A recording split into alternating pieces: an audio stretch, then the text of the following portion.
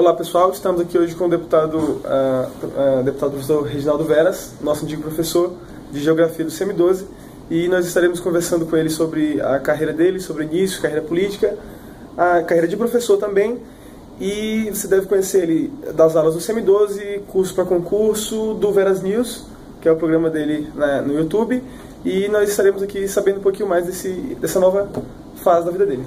Bom dia, deputado. Bom dia. Nós gostaríamos, já de começo, saber um pouco como foi o início da sua carreira, na verdade, o início da sua vida, como é que funcionou, de onde o senhor vem, como é que aconteceu? Sou cearense original e depois de cearense ceilandense.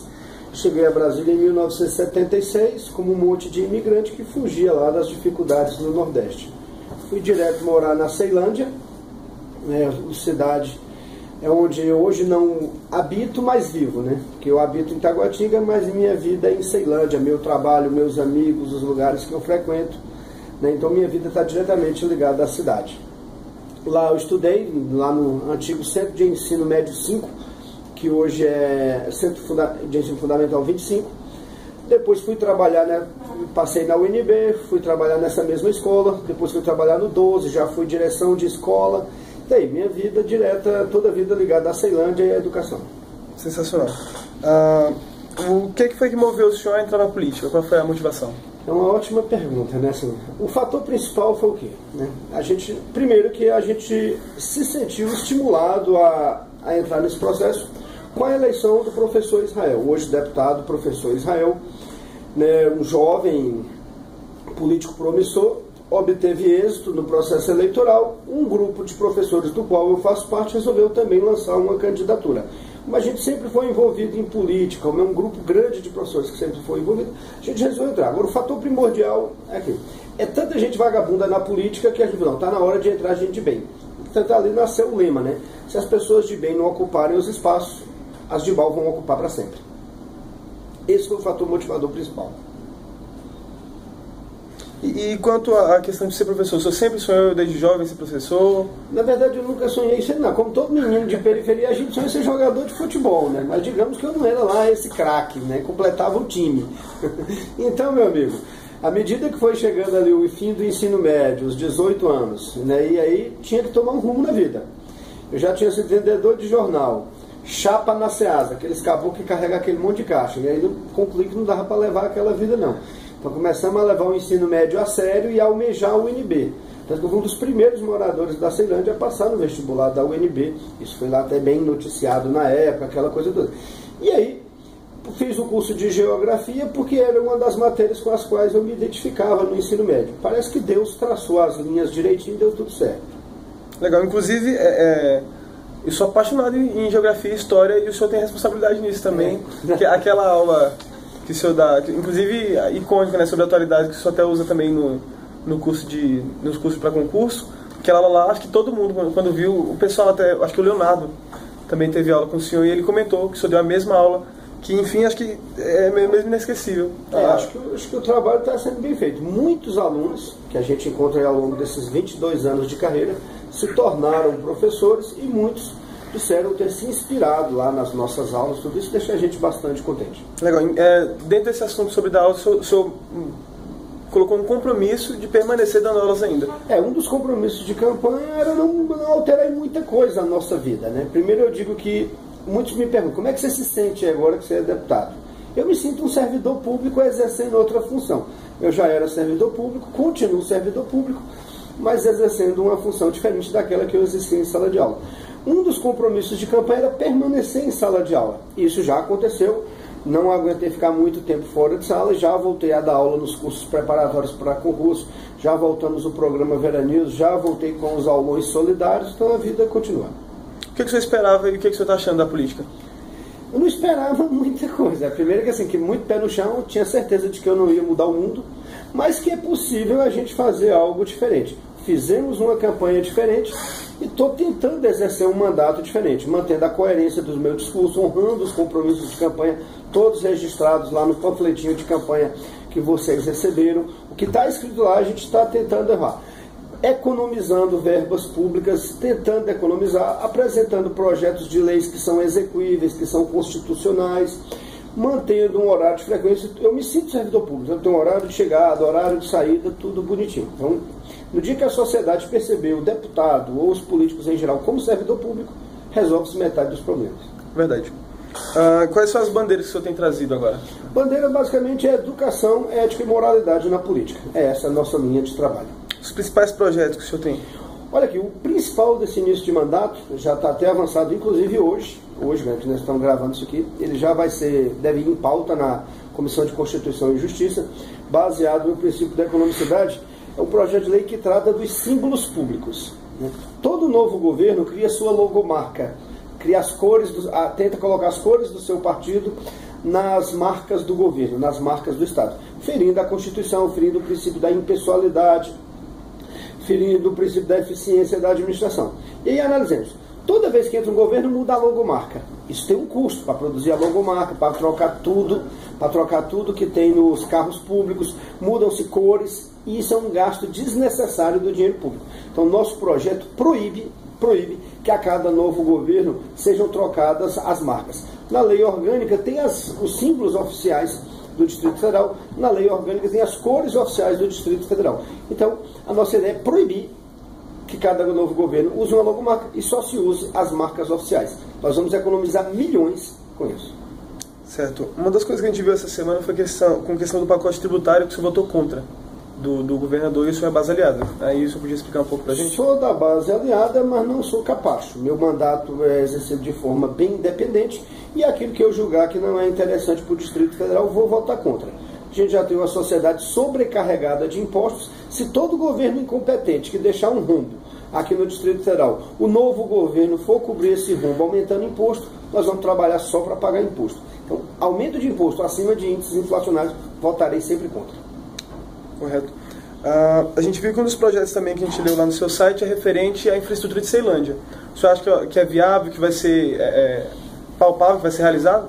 Olha, viável se vai ser execuível, se vai ser realizado é outra história, que aí depende do Poder Executivo, depende de recursos e tudo mais. Agora, como eu disse aí numa recente audiência pública a respeito da revitalização do centro de Ceilândia, hoje, Ceilândia tem 3 deputados ligados diretamente à cidade. Eu, a deputada Luzia de Paulo e o deputado Chico Vigilante. E nós ainda temos o vice-governador, que mora lá perto da escola do ensino médio que você estudou. Ou seja, com uma representação política tão representativa, tão grande, se Ceilândia não melhorar agora, não vai melhorar nunca mais. Agora vamos deixar claro, para que haja essa melhora, tem que ter a união dos representantes da cidade. Porque ao longo da história, Ceilândia teve um monte de dono e na prática ninguém nunca fez muita coisa pela cidade. A gente também viu que o governador ele acabou já descumprindo algumas promessas que ele tinha feito, até foi feito um comentário acho que na Band News, sobre o descontentamento do senador Regufe. Como é que o senhor está vendo e o que o senhor espera do governo, o que o senhor acha que já foi até agora? Olha, de fato, nesse início de governo não é fácil, muita coisa para arrumar a casa, ou de fato o Hollenberg pegou o Estado quebrado, mas isso não justifica não honrar compromissos de campanha. Escreveu, se não é para cumprir, não assuma o compromisso. Se assumiu, o ideal é que tente cumpri-lo desde o início. Isso gerou alguns descontentamentos do senador Regufe, gerou alguns descontentamentos da nossa parte, mas a gente espera, dá tempo ainda, que o governador mude de posição e assim que equilibrar o Estado, venha honrar os seus compromissos de campanha. A gente ainda acredita no governador Hollenberg. Tá certo. A gente assistiu o primeiro programa Veras News e viu que lá você faz uns comentários interessantes que estão bem pertinentes de atualidade e é um assunto que até nós mesmos discutimos bastante, que entre eles estava o impeachment, situação da Venezuela, Cuba, Coreia do Norte e até mesmo a execução lá do Marco Atia. A gente queria começar tocando esses assuntos referente ao impeachment. O que o senhor está achando dessa situação? As manifestações são justas, todo movimento democrático é interessante, for feito de forma ordeira, dentro da lei, o princípio da democracia e a liberdade de expressão, todo mundo tem direito a se manifestar. Agora, eu particularmente acredito que é justo protestar contra a corrupção, é justo protestar pela moralidade do Estado, mas nesse momento não há objeto para iniciar um processo de impeachment contra a presidenta Dilma.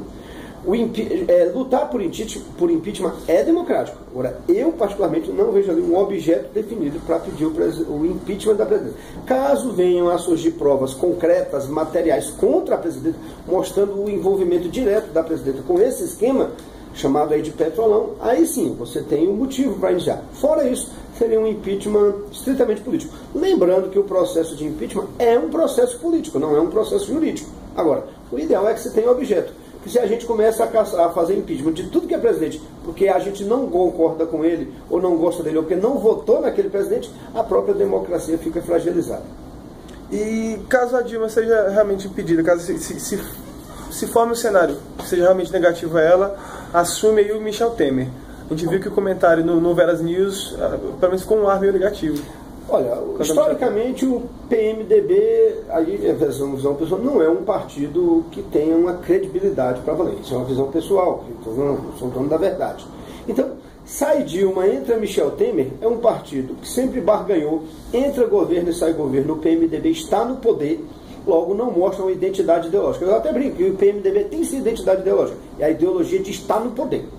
Logo, eu não sei se saindo da presidenta Dilma e entrando o Michel Temer, até porque se você pegar aí todas as denúncias, sempre tem gente do PMDB envolvida. Então não sei se saindo da presidenta Dilma e entrando o Michel Temer vai alterar alguma coisa nessas estruturas. Correto. A gente viu também um comentário do professor Israel, num comercial, que ele fala referente à questão de comunismo, capitalismo, ele diz que isso é historicamente superado, né, que já não existe mais essa questão. O senhor concorda com ele nesse ponto? Historicamente é superado, mas ainda há resquícios dessa natureza. São posturas ideológicas, são sistemas políticos e econômicos que ainda estão na mente das pessoas e que ainda influenciam as ideologias atuais. Está superada a disputa entre capitalismo e comunismo. Mas doutrinas, elas nunca são completamente superadas, até porque a história é cíclica, né, e dinâmica. Uma doutrina que estava ultrapassada, de repente ela volta em outro momento histórico tomando uma nova roupagem. Veja lá que o Adam Smith, lá no século XIX, lança o liberalismo econômico. Margaret Thatcher, já no século XX, relança na forma neoliberal, para a gente pegar duas figuras históricas. Então não existe supressão, depende do contexto, depende da postura ideológica. Então a disputa capitalismo-comunismo está superada nesse momento, mas não as ideologias. Aí no caso, entrando no campo prático, a gente tem Coreia do Norte, a gente tem Cuba, tem agora Venezuela, e enfim, os países da América Latina que vão pelo bolivarianismo, e a gente vê que eles são quase que apaixonados pela Dilma. Nos discursos do Hugo Chávez, do Maduro mesmo, ele sempre apresenta assim um ar de companheirismo muito grande. Você acha que isso pode vir a ter alguma influência no sistema político do Brasil? Olha só, o que acontece no Brasil influencia a América Latina.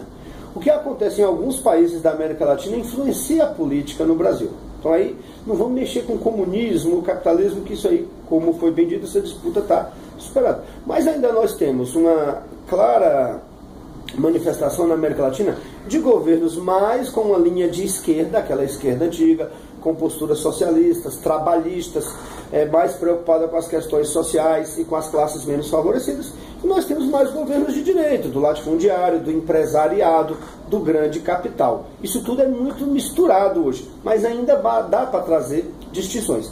A presidenta Dilma, o Partido dos Trabalhadores, o governo Lula, o Brasil nos últimos anos, alimenta algumas identidades ideológicas com aquelas teses defendidas lá pelo socialismo bolivariano, do Hugo Chávez, do Evo Morales. Alimenta algumas. Agora, muita gente diz aí que o Brasil está virando uma Venezuela. Isso é uma idiotice do tamanho do mundo. Tá? Tem um monte de gente falando essa idiotice por aí.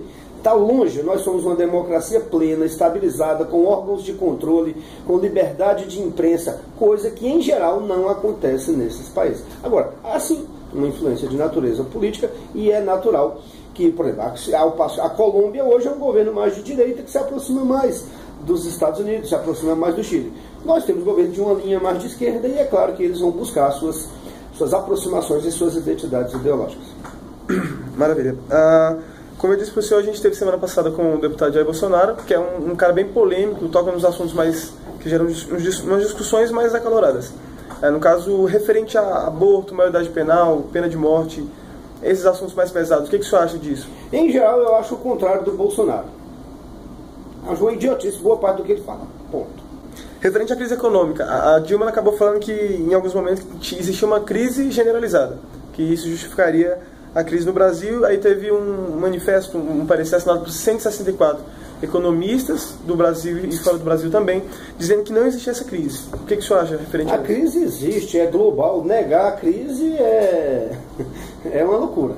Assim, chega a ser ou mentira ou despreparo ou leviandade. Essa aqui é a verdade. A crise existe, é uma crise global, uma crise cíclica do capitalismo, dentro das grandes crises do capitalismo. Começa lá em 2008, nos Estados Unidos, vem ali se alimenta com a crise do déficit público na União Europeia, vem agora com a crise da China, com a sua diminuição da capacidade produtiva, até porque a China produz para a Europa e para os Estados Unidos. Logo nós brasileiros, que somos exportadores de commodity, e exportamos principalmente para a China, é inevitável que nesse processo de globalização, onde as economias estão interligadas, a gente também entrasse em crise. Então é uma crise global na qual o Brasil está inserido. Negar seria aí até uma leviandade. A crise existe, é fato, e a gente tem que adotar mecanismos para tentar superá-la, ou até para tentar minimizar os impactos dessa crise. Entre esses mecanismos estão o quê? Austeridade fiscal. Tem que vir, o governo gasta muito, o governo gasta mais, a máquina do Estado é pesada. Temos que fazer reforma política, reforma administrativa, reformas previdenciárias. Então tem reformas estruturais que o país precisa fazer para tentar minimizar os impactos dessa crise a curto, médio e longo prazo. Nós estamos finalizando a entrevista com o deputado professor Reginaldo Veras, e agora a gente queria que o senhor mandasse um recado para os eleitores, que a maioria são alunos do CM12.